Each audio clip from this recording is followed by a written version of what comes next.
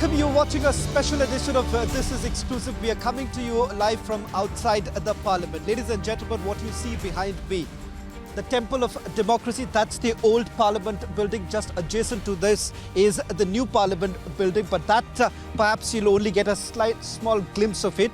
But today, when the Prime Minister made that emotional speech inside the Parliament, remembering the contribution made by several of the Prime Ministers in the past and what makes the mother of democracy so very special.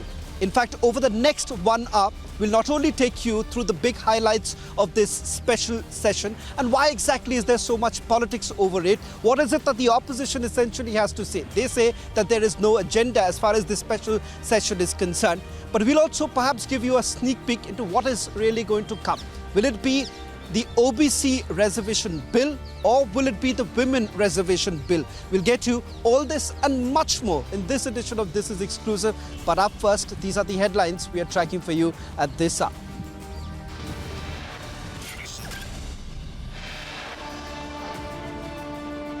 इस ऐतिहासिक भवन से विदा ले रहे। आजादी के पहले ये सदन इंपीरियल लेजिस्लेटिव काउंसिल का स्थान हुआ करता था। आजादी के बाद ये संसद भवन के रूप में उसको पहचान मिली।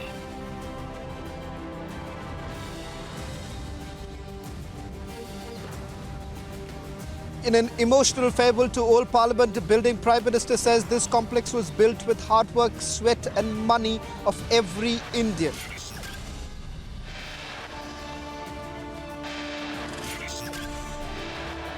ये लोकतंत्र के प्रति श्रद्धा का प्रतिबिंब है कि रेलवे प्लेटफॉर्म पर गुजारा करने वाला एक गरीब परिवार का बच्चा पार्लियामेंट पहुंच जाता है।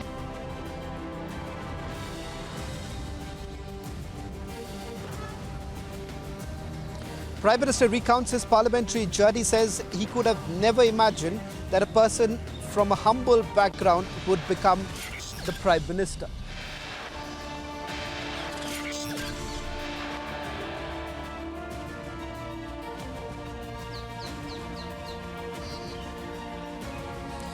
Amid demand for Women Reservation Bill, sources suggest government likely to table the bill on 20th of September. हमने वो किया ये ठीक है। G2 ठीक है। G2 क्या G20 सर? नहीं, क्योंकि वो जीरो में कमल का फूल ही दिखता था। अब देखिए साहब।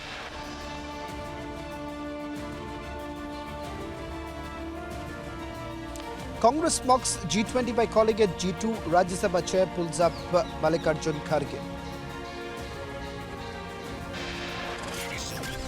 How shameful that a state which talks so much about social justice, but they have been exploiting the people in the name of caste.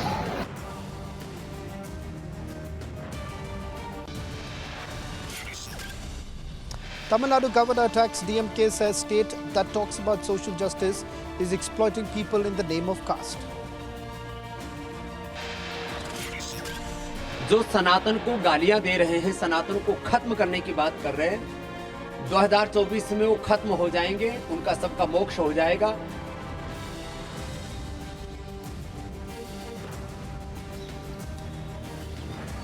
And amid the massive storm over Sanatan Yoga Guru, Ramdev declares anti-Sanatanis will lose in 2024.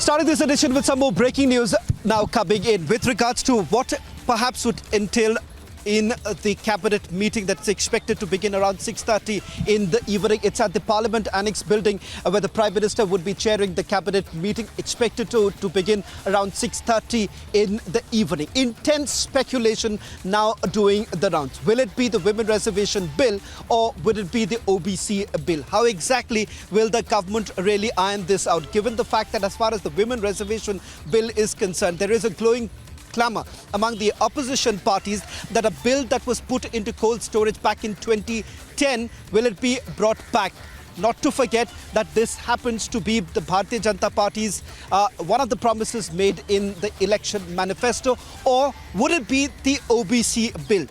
Mind you, with regards to the OBC bill, the reservation that we're essentially talking about is for the OBCs, politically speaking, in the parliament itself. Remember, there are already, in terms of OBC leaders in the parliament, almost 135 of them come from the OBC background. Once this reservation is brought in, what is the impact that it's going to have, whether at all the government will go ahead with the OBC bill or not? That remains a big focus at this point in time. I'll try and also go across to our senior executive editor, Abhishek Kapoor, who's trying to get in more details. A lot of speculation being doing the round at this point in time. But perhaps some clarity coming in from sources of Abhishek. Let's go across to Abhishek for more details. Abhishek, intense speculation as far as the Women Reservation Bill is concerned. Some within the opposition parties, in fact, I spoke to one of the leaders in one of the opposition parties. They say it's unlikely, in the sense that it's unlikely that it will go through in this particular session itself. Expected that perhaps in the winter session it will go through. But yes, there is a growing clamor as far as the Women Reservation Bill is concerned. But you are telling us that there could be a possibility, a new twist, and the twist would come in the form of OBC bill. Walk us through the details you are picking up, Abhishek.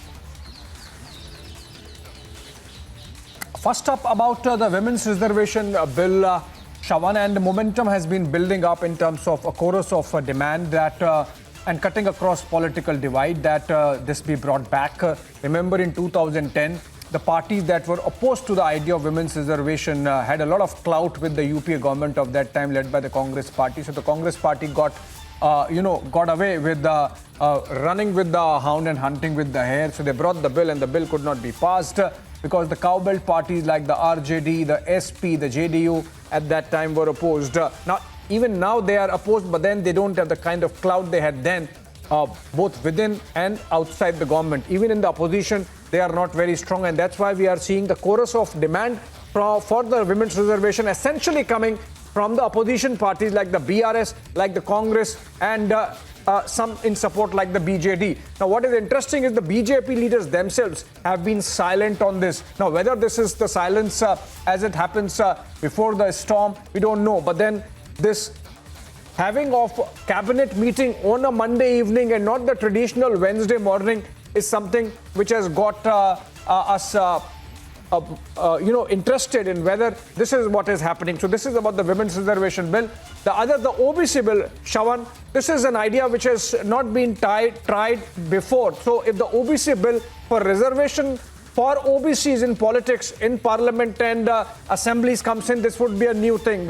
Now, remember, this talk of OBC bill is coming in the backdrop of the Rohini Commission submitting its report in the month of July to the President of India. The Rohini Commission was set up by the Modi government way back in 2017, and it was supposed to look at the benefits of OBC reservation going down to which subcategories of OBCs. So whether there is already a creamy layer of OBCs, and if yes, then how to take the benefits away from the creamy layer or reduce them for the creamy layer and take them to the more affected and those subcasts which have not really benefited from the OBC reservations regime in the non-political space, in the government jobs, etc. So I think the cabinet today perhaps could accept the Rohini Commission recommendations, which are still not public, but then I think they suggest that democratization of OBC subcasts is something in terms of beneficiaries is what we should be looking at. If as a fallout of that, the government has thought of the idea of bringing in OBC reservation in the parliament as well, it really opens a Pandora's box. So if you ask me, Shawan, between the women's reservation and the OBC bill, the possibility of which is being talked about, I would say the women's reservation bill is easier to manage, easier to handle and possibly execute given the kind of consensus that's really building up. So let's hedge our bets for now. I would say between the two, perhaps the women's reservation bill has more chance of coming. But then if we have to wait for another hour, once the cabinet meeting is over, we will know which side the pendulum is swinging and what is the Modi government's mind on these two possibilities. Well, thank you very much, Abhishek, for joining us on this broadcast and getting us the latest details. We'll be coming back to you around 6:30 this evening when the cabinet meeting actually begins. Perhaps more details likely to come in thereafter. In fact, what we're going to do right now is going to take you through what has transpired over the last couple of hours as the country essentially prepares to bid farewell to the old parliament behind us. The Prime Minister led from the front, recounting the contribution made by various political leaders, cutting across party lines, starting from Pandit Jawaharlal Nehru to former Prime Minister Atal Bihari Vajpayee. Not to forget the temple of democracy, which has brought in various legislations and the future of this country largely being decided in the parliament behind us. But also the future is on the other side, on the right-hand side, where we see the new parliament. We're also being joined by special guests on this broadcast. On my right is Deshratan Nigam, Mr. Gyanendra Mishra, and of course Charu Pragya from the BJP. We'll come to all of them in a short while from now, but I want all our viewers to take a quick look of what the Prime Minister had to say. Many would say it was the magnanimity of the Prime Minister to remember the contribution made by various leaders in the past. Let's not forget, it's not about one political party as the Prime Minister was speaking about. It's about the contribution made by several, and that is the reason why, as India soars ahead, perhaps the new parliament represents the reflection of Naya Bharat. Listen in to what the Prime Minister had to say earlier in the day. हम भले नए भवन में जाएंगे, लेकिन पुराना भवन भी, ये भवन भी आने वाली पीढ़ियों को हमेशा हमेशा प्रेरणा देता रहेगा।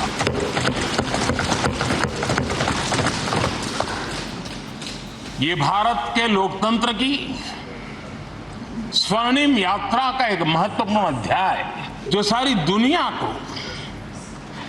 भारत की रगों में लोकतंत्र का सामर्थ्य कैसे है, इसका परिचित कराने का काम इस इमारत से होता रहेगा। आर्टिकल 370 ये सदन हमेशा हमेशा गर्व के साथ कहेगा, इस सदन के कारण one nation one tax, one nation one tax, GST का निर्णय भी इसी सदन ने किया। One rank one pension, OROP, ये भी इसी सदन ने देखा। लोकतंत्र का ये सदन, आतंकी हमला हुआ, पूरे विश्व में यह आतंकी हमला एक इमारत पर नहीं था, ये मदर ऑफ डेमोक्रेसी एक प्रकार से हमारी जीवात्मा पर यह हमला था। ये देश उस घटना को कभी भूल नहीं सकता है। चंद्रयान 3 की सफलता न सिर्फ पूरा भारत, पूरा देश अभिभूत है, और इसमें भारत के सामर्थ्य का एक नया रूप, जो आधुनिकता से जुड़ा है, जो विज्ञान से जुड़ा है, जो टेक्नोलॉजी से जुड़ा है, जो हमारे वैज्ञानिकों के सामर्थ्य से जुड़ा है, जो 140 करोड़ देशवासियों के संकल्प की शक्ति से जुड़ा हुआ है, वो देश और दुनिया पर एक नया प्रभाव पैदा करने वाला है। भारत इस बात के लिए गर्व करेगा, जब भारत अध्यक्ष रहा उस समय अफ्रीकन यूनियन इसका सदस्य बना। मैं उस इमोशनल पल को भूल नहीं सकता जब अफ्रीकन यूनियन की घोषणा हुई और अफ्रीकन यूनियन के प्रेसिडेंट, उन्होंने एक इंटरव्यू में कहा कि मेरे जीवन में ऐसी पल थी, शायद मैं बोलते बोलते रो पड़ूंगा। आप कल्पना कर सकते हैं कि कितनी बड़ी अपेक्षा और आशाएं पूरी करने का काम भारत के भाग्य में आया। और इसी सदन में मनमोहन जी की सरकार कैश फॉर वोट को भी, उस कांड को भी सदन ने देखा है। मुझे पूरा विश्वास है कि आपके मार्गदर्शन में और इस अनुभवी माननीय सांसदों के सामर्थ्य से हम नई संसद में जब जाएंगे तो नए विश्वास के साथ जाएंगे। मैं फिर एक बार, आज पूरा दिवस आपने इन पुरानी स्मृतियों को ताजा करने के लिए दिया, एक अच्छे वातावरण में सबको याद करने का मौका दिया।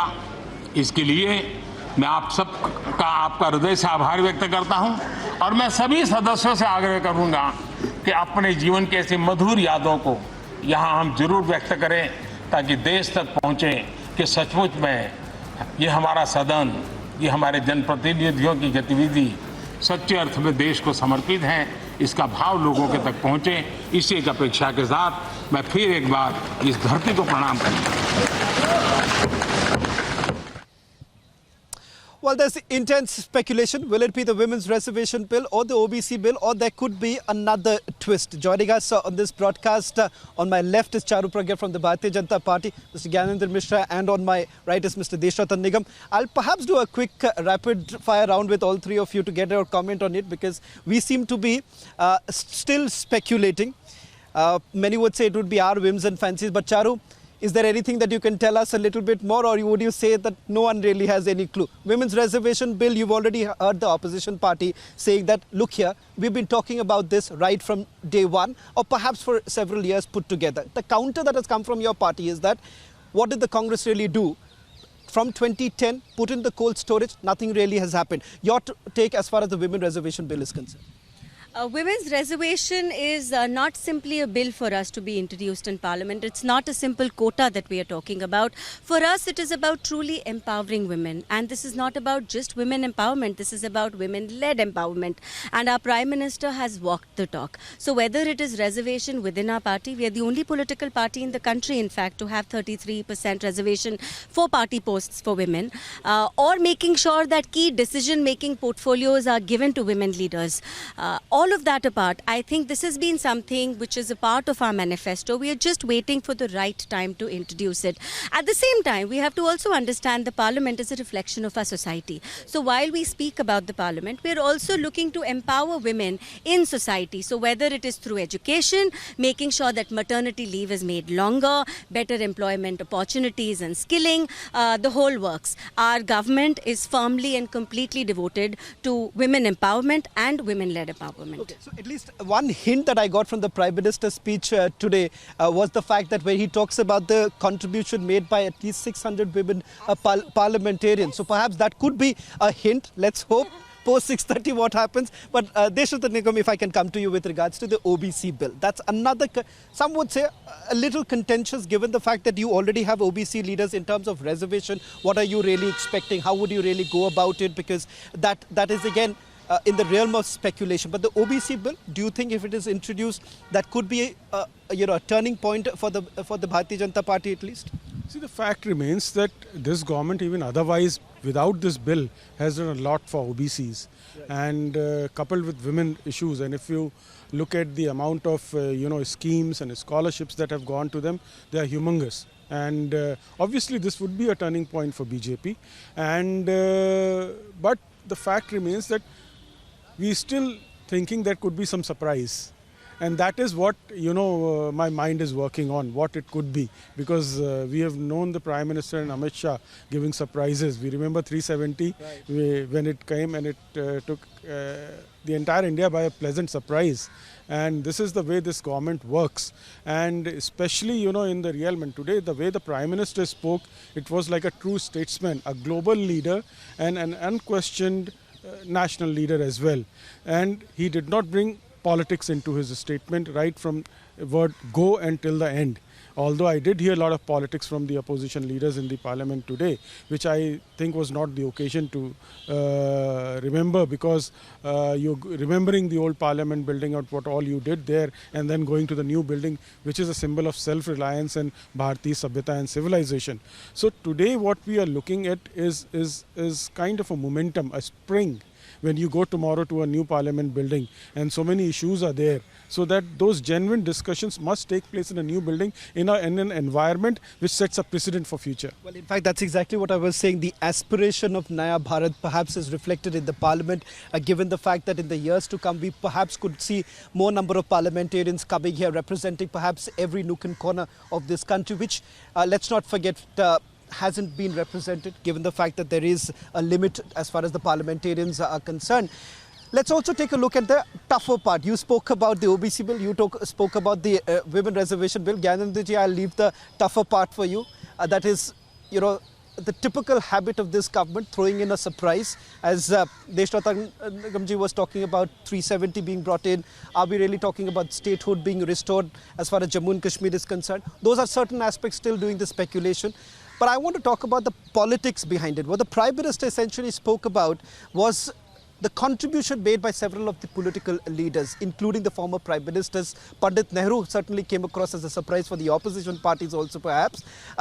Gyanendra ji, how do you really look at it? The transition that we are really talking about, the transition from the old parliament building to the new parliament, there is a larger significance to it.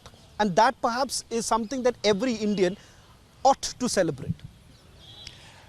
Thanks. So, as you rightly said, today's speech of Prime Minister was a well mix of emotions, nostalgia, achievements, and the certain incidents that is important in the history of Parliament. And as you rightly said, that he mentioned and talked about the former Prime Ministers as well, but consequence by the absence was the mention of former Prime Minister Rajiv Gandhi, who brought the IT revolution to this country, and he was the only conspicuous absence. I don't know whether it was an intentional or unintentional, but when the Prime Minister was mentioning all the former Prime Ministers, he completely missed the contribution and the period of Mr. Rajiv Gandhi, the former Prime Minister. That's the one part. The second part is that we are giving too much emphasis, in my view, of this transitioning from the old building to new building. It is just a transition from one building to another building. So that's the building. No, that's the point. When you say, no, Gyanendra, I'm sorry. Okay, I'll give you the chance. Gyanendra ji, I'll give you the chance to, I'll give you the chance to complete. Yeah, go ahead. But the only thing is that, is it just a building? It is. So you tell me that how does this new building signifies anything different from the old building? Unless you break up this same semantic issues which BJP in habit of making, that the old parliament building, let me speak, the parliament building was a legacy of colonial rule. On the one hand, when the Prime Minister is talking about the contribution of the present parliament building in shaping up the democracy in this country, and on the other hand, you completely brushed off the old building by saying that it was anyone nothing. Is brushing, and that is why I heard it. That is why when I don't think it would be appropriate. Yeah, I'll give you the chance. And the second point is that Prime Minister and the BJP really need to do what Pragya was referring as walk the talk. As the K.C. Venugopal today in his speech rightly said, that changing building is not going to change anything. Gyanendra, we have enough time. I'll come back to you because I'm running short of time. But I'll just take a quick response because, Charu, I come from a small town, from the northeastern state. When I first walked into the parliament, I did get goosebumps. So I don't know whether anyone can really say it's just another building. Just a quick 20-second response to what Gyanendra ji had to say. I'll take a short break and then we'll come back. Quick response. This building is actually the place where dreams and aspirations of New India rest. Do not take it lightly. Also understand this is a building which reclaims our cultural glory while we step into a future of leading the world. We are becoming global leaders. It's a very auspicious day tomorrow, and don't taint it by pretending it's simply a building. It's a transition. So that transition is what we're also going to... I'll come back to you. I'll come back to you. We'll also take you through a journey of what has really been achieved in this parliament. Gyanendra calls it just another building. I wouldn't really say. I would rather say it's the temple of our democracy. Let's put it this way, because let's not forget the glorious past that we have had and what has been achieved from this very parliament. Slipping in a short break, we'll continue with our rolling coverage on the other side.